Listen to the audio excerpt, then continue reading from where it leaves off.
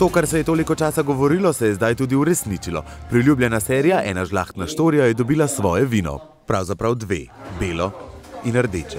Tako kot je štorija zgrajena iz različnih likov, z različnih zgodb, ki se povezujejo ena z drugo, smo tudi mi vino zgradili na podoben način. Pomeni, da je zgrajeno iz belo iz 3 različnih sort, iz rebule, iz savignona in šardoneja, medtem ko je rdeče pa zgrajeno iz kaberneta in merlota.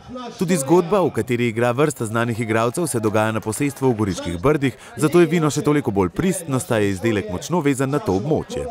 Veste, kaj vam povem? Ne ulice, vinogradi so prazni in grejo vsi gledati domov to pristno pravo štorijo, kar se dogaja v Brdih. To nekje tudi po resničnih dogodkih stari so nam pravili, ki so tudi propadale na tak način kmetije v Brdih. Kar so napisali je resnično, vloga je pisana na igralce, igralci so pa za vloge. Original je, to je, take nadaljevanke v Sloveniji nismo še videli.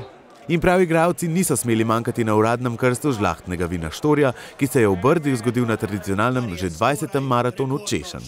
Mislim, da sem bil celo med prvimi, ko smo probali. Vse, kar je dobrega, se mora prelivati. Kakšen je na prvo oceno? Svež. Ne vem, sveže je. Ko je rekla že Zala, sveže, okusno, dobro.